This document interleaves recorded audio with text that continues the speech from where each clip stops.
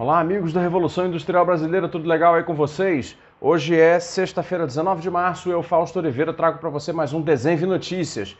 Hoje cedo, porque 4 da tarde, como toda sexta-feira, tem a live ao vivo comigo, aqui no canal de YouTube da Revolução Industrial Brasileira, em que você vai poder trazer as suas inquietudes, suas perguntas, suas propostas de debate, e a gente vai fazer, como tem feito sempre, toda semana, sempre às sextas-feiras, às 4 da tarde, um debate aberto, tema livre sobre os problemas do Brasil, enfocando naturalmente naqueles assuntos que a gente trata aqui na Revolução Industrial Brasileira. Começando o Desenho de Notícias de hoje, pessoal, eu queria fazer um comentário aqui sobre a hipocrisia reinante nos nossos meios de comunicação.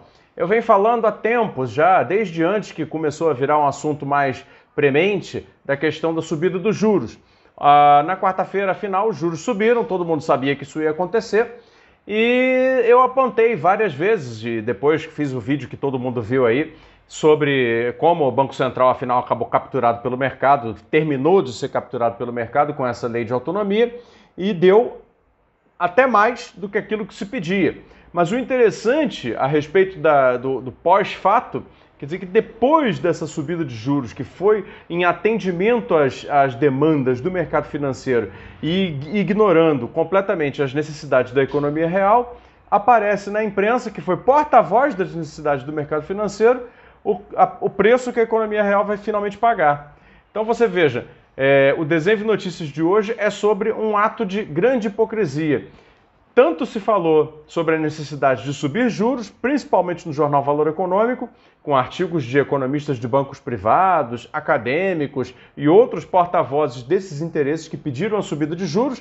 E aqui na internet alternativa nós falamos, mas isso vai afetar a economia real, vai afetar a economia real num momento de alta gravidade, em que a pandemia ainda está trazendo problemas, desemprego alto, recessão, etc. Não é verdade? Quem viu os Desenhos de Notícias de antes aqui na Revolução Industrial Brasileira sabe que eu apontei todos esses problemas. Não apenas eu, vários outros economistas, jornalistas fizeram esses apontamentos e não tiveram espaço. Muito bem, agora que o Banco Central não apenas subiu em 0,75 a taxa de juros, como também se comprometeu com uma taxa de juros ao final do ano bem mais alta do que essa que ele deu agora, apareceu a manchete do Valor Econômico dizendo como as empresas vão sofrer com esse problema dos juros mais altos. Muito bem, a reportagem detalha com riqueza como é que as empresas brasileiras, pequenas e médias principalmente, de todos os setores, aumentaram o seu estoque de dívida no ano de 2020 em função da óbvia necessidade de precisar de capital para se manter, tomaram empréstimos por várias linhas que foram oferecidas para aguentar o problema da dívida e agora vão todas ter que renegociar com juros mais altos o pagamento dessas dívidas. Por quê? Porque o prazo desse endividamento está chegando. É a hora deles começarem a pagar a conta.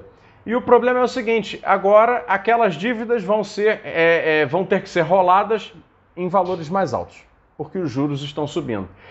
Por que elas vão ter que ser roladas? Pelo fato de que a pandemia persistindo, os lockdowns persistindo, estão levando as empresas a terem menos faturamento no início desse ano. Apareceu o dado aqui na matéria, eu vou deixar no link para você ler, de como, na verdade, as empresas planejavam ter um retorno de faturamento no início desse ano e não terão.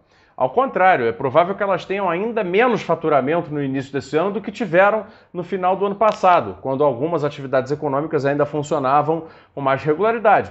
E, infelizmente, o fato que leva elas a não funcionar com regularidade agora é um fato da vida, a pandemia.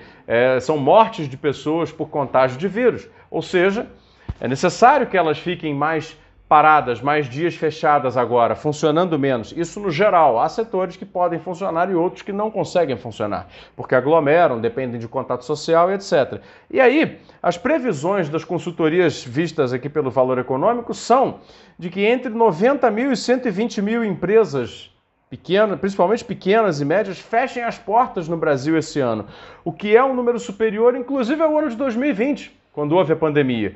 No ano de 2020, 75 mil empresas deixaram de operar. Ou seja, se chegarmos a 120 mil empresas fechando este ano, em função do fato de que a pandemia continua, elas precisam permanecer sem operação ou com operação parcial e rolando os seus endividamentos em juros mais altos, é possível que a gente quase dobre o número de empresas fechadas no ano passado, que foi o ano da pandemia, quando ela surgiu.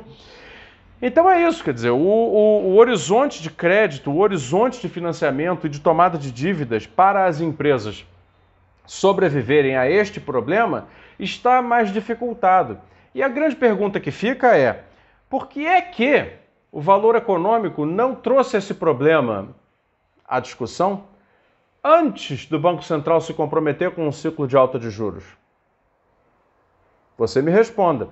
Será que é porque o valor econômico, antes do ciclo de alta de juros, estava dedicando suas páginas a artigos e argumentos tecnicistas de economistas de bancos privados que, na realidade, traziam associações e interpretações até mesmo econométricas para justificar a necessidade de uma alta de juros, em função de que eles trabalham para estes agentes privados que vivem de renda financeira? Será que é porque o próprio valor econômico tem uma proximidade institucional e comercial, por que não dizer, também muito grande com os agentes da economia financeira? Por que é que o valor econômico, afinal de contas, não falou antes do ciclo de alta iniciar que as empresas brasileiras que empregam pessoas, que compram e vendem no mercado real, sofreriam na renegociação das suas dívidas, sofreriam na necessidade de tomada de novos créditos, porque todos sabíamos que isso chegaria? Não falou, ou falou marginalmente. Eu mesmo citei aqui a publicação nesse mesmo jornal do artigo do Braulio Borges e Ricardo Barbosa, em que eles apontaram com a máxima clareza que não era hora de subir os juros, muito menos na taxa que houve a subida, do 0,75% a mais sobre os dois, ou seja, agora é 2,75%, com indicação clara na comunicação de que vai continuar subindo. Então veja, a desproporção de informações, a desproporção de interpretações nos cria um problema muito grave no Brasil, um problema seríssimo, em que a economia real passa a sofrer porque a autoridade monetária está refém de interesses da economia rentista. Por causa dessas coisas é que eu desenvolvi lá o curso Jornalismo Econômico Fora da Caixa, que um dia eu espero que exerça algum tipo de influência para que as pessoas consigam ler isto e dizer não. E vão para a internet, vão para a arena de debate dizer não.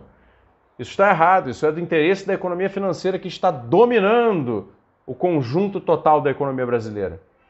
Muito bem, e o resultado que se tem agora é de que as concessões de crédito, estou lendo aqui um parágrafo específico da matéria que eu estou comentando, as concessões de crédito a pessoas jurídicas somaram 2 trilhões de reais no ano passado. Volume 9,15% superior ao liberado em 2019. Correto?